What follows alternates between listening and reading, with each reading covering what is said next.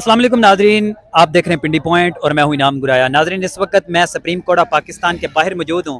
यहाँ पे थोड़ी देर पहले जो फैसला आया है वो उसका इंतज़ार ना सिर्फ पाकिस्तान बल्कि पूरी दुनिया भर में मौजूद पाकिस्तानी कर रहे थे।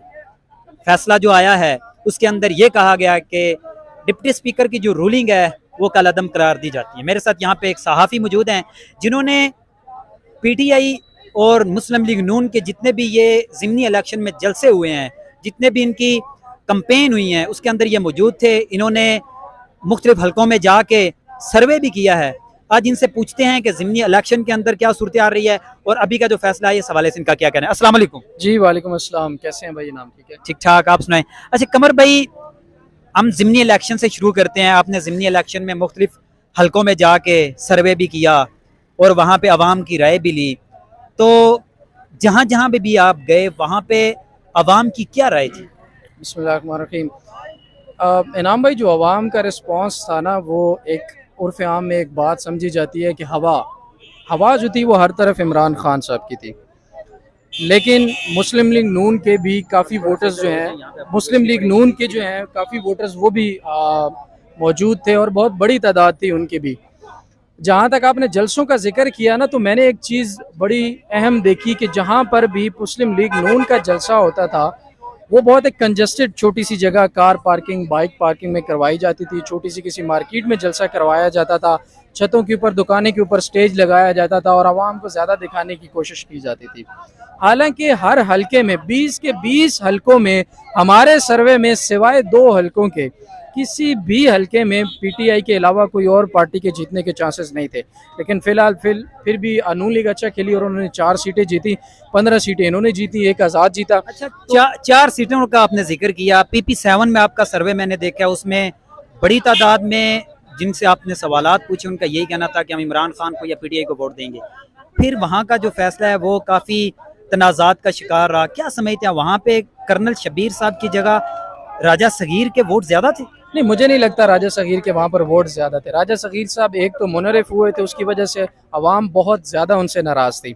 दूसरा, पिंडी का जो PP7 हल्का था, यहाँ के लोग शहर के बहुत करीब हैं, हालांकि शहर में नहीं है, शहर के बहुत करीब है और बहुत वेल इन्फॉर्म्ड और पढ़े लिखे लोग हैं। वो टोटली PTI को सपोर्ट कर रहे थे। मैक्सिमम हमारे सर्वे में 65% जो लोग थे वो PTI को वोट कर रहे थे। लेकिन एक न्यूज़ आई थी RTS बैठ गया, तो जब ये RTS बैठ गया की खबर आ रही थी, उस वक्त तक PTI जीत रही थी। RTS जब से खड़ा हुआ तो उसके बाद कुछ एक दो हलके ऐसे थे,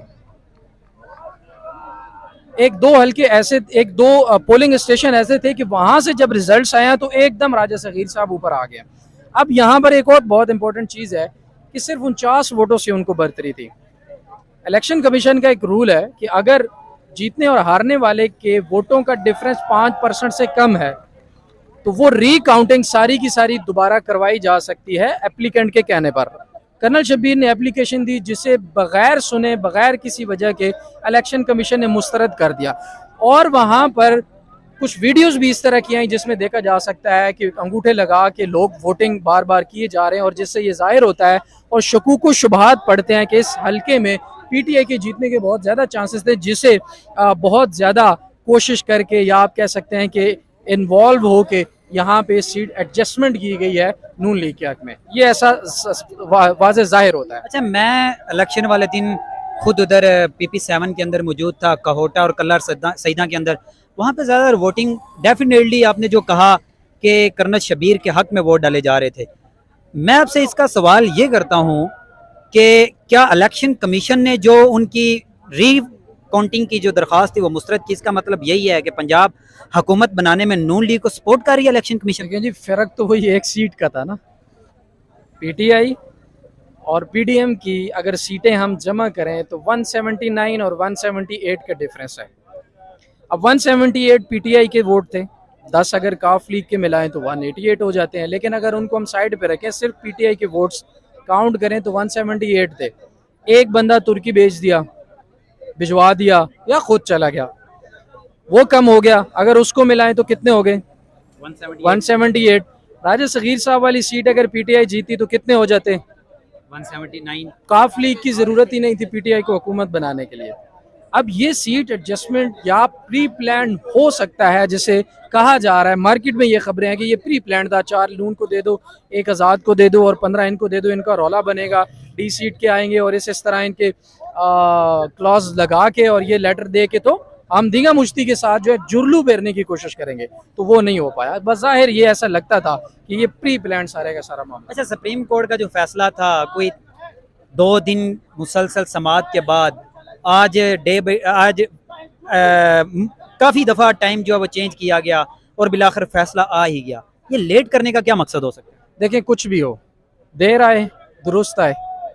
आइन और कानून में वाजे लिखा हुआ है। हमने जितने लोगों से बात की ना, कानूनदानों से जितने भी माहिर कानून थे, उन सब ने कहा कि ये black and white open and shut case है। ये तो एक ही दलील है कि जी पार्लिमानी लीडर के इख्तियार में है या नहीं है। अगर है तो वोट काउंट होंगे, अगर नहीं है तो वोट काउंट नहीं होंगे। अब सुप्रीम कोर्ट ने जो डिले किया, मैं भी इसको एक हिकमत अमली के तौर पर इस तरह से देखता हूं कि उन्होंने सबको मौका दिया कि शायद कोई दलाइल दे दे, लेकिन दलाइल नहीं थे। मैं आपको एक मिसाल देता हूं। एक टीचर था, उसने स्टूडेंट से पूछा 2 और 2 कितने होते हैं। वो स्टूडेंट कहता है जी मैं आपको इस बात का जवाब नहीं दूंगा, मैं इसका जवाब आपको तब दूंगा जब आप सारे स्कूल के टीचर इकट्ठे होकर मुझसे पूछेंगे 2 और 2 कितने होते हैं। अब ये बड़ा ही इलॉजिकल है। इसी तरह पीडीएम का फुल बेंच बनाने की जो दरख्वास्त थी वो भी बड़ी इलॉजिकल है कि भाई ओपन एंड शट केस है, आइन में साफ वाजे लिखा हुआ है, कानूनी तौर पे साफ वाजे लिखा हुआ है, वोट आपके सामने पड़े हैं, खत एंड टाइम पे डिप्टी स्पीकर की जेब से निकल रहा है जब दरवाजे बंद है, खत कहाँ से आ गया। फिर उन्होंने कहा जी फोन पे बात की है। आपने कब फोन पे बात कर ली? You said I just received a letter, और मेरी शुजात साहब से फोन पे बात हुई है। इसका मतलब जब कार्रवाई चल रही थी आपकी फोन पे तब बात नहीं हुई, उससे पहले बात हुई। अगर आपकी पहले शुजात साहब से बात हो चुकी थी तो वोटिंग करने से पहले आपने वहां पर शुरका को क्यों नहीं बताया कि शुजात साहब का लेटर आ चुका है मेरे पास, इसमें यह लिखा हुआ है आप नून लीग को वोट कर सकते हैं और इनको वोट नहीं कर सकते। अगर आप इन्फॉर्म्ड नहीं है तो मैं आपको इन्फॉर्म कर रहा हूँ। ये भी नहीं कहा गया। जब वोट हो गए, काउंट हो गए, एंड पे वो कह रहे हैं जी मेरे पास लेटर है और मैं 10 वोट जो है वो रिजेक्ट कर रहा हूँ। अब यहाँ पर एक मजा खेज चीज है, बहुत ही मजा का खेज, परवेज इलाही साहब का भी वोट रिजेक्ट कर दिया गया, यानी कि कैंडिडेट खुद को भी वोट नहीं डाल सकता। ठीक है, तो ये जुर्लू है। तो जुर्लू फेरने की जो कोशिश की गई वो नाकाम हुई है और देर आए दुरुस्त है। सुप्रीम कोर्ट ने अवाम के एतमाद को देखते हुए, अवाम की उमंगों को देखते हुए मेरे ख्याल में आइन और कानून के मुताबिक सही फैसला दिया है। अगर फुल कोर्ट होता तब भी यही फैसला आना था। अच्छा, आखिर पे अपनी तरफ से कोई आप जो नाजरीन से शेयर करना चाहें चीज? बस मैं इतना ही कहना चाहूँगा, अपने वोट के हक को पहचानें, बाशऊर लोगों की तरह इंफॉर्मेशन इकट्ठी करें, सही और गलत का फैसला खुद करें, सुनी सुनाई देखा देखी पे बिल्कुल मत जाएं। जो भी आपको कहता है नवाज शरीफ अच्छा है, आप पढ़ें, अच्छा है, ज़मीर से वोट करें, तहकीक करें। आपको कोई कहता है इमरान खान अच्छा है, आप तहकीक करें, हिस्ट्री देखें और फिर आपको खुद ब खुद मालूम हो जाएगा कि आप किस तरफ जा रहे हैं। मेरे ख्याल में जो लोग कहते हैं कि गैर जानिबदार होना चाहिए, गैर जानिबदार होना चाहिए, बट सच और सही, गलत और सही, सच और झूठ का फैसला जरूर करना चाहिए कि क्या गलत है और क्या सही है। बहुत शुक्रिया जी। तो नाज़रीन, हमारे साथ यहाँ पे थे जनाब कमर मेकन साहब, जिन्होंने ज़िमनी इलेक्शन के अंदर तमाम हलकों में जाके बड़ी कवरेज की है और आज की जो ये यहाँ पे फैसला आया इस हवाले से भी उन्होंने बड़ी खूबसूरत बातें की हैं।